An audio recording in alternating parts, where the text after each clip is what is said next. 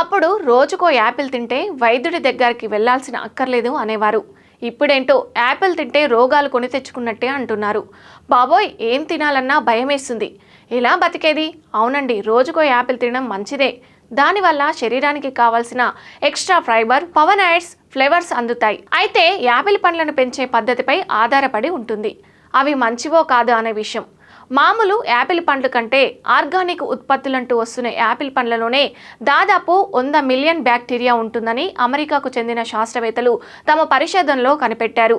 ఈ bacteria, fungi వైరస్లు శరీర సామర్థ్యాన్ని దెబ్బతీస్తాయి. 240 గ్రాములు ఉన్న ఒక్కో యాపిల్లో సుమారు 100 మిలియన్ బ్యాక్టీరియా ఉంటుందని అంటున్నారు.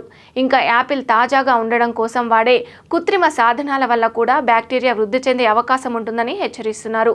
నిజానికి యాపిల్కు ఫంగస్కు వ్యాప్తి చెందే గుణం ఎక్కువగా ఉంటుందని ఇప్పటికే జరిపిన పలు రకాల యాపిల్ ఉత్పత్తుల ద్వారా నిర్ధారణ అయినట్టు శాస్త్రవేత్తలు వివరిస్తున్నారు.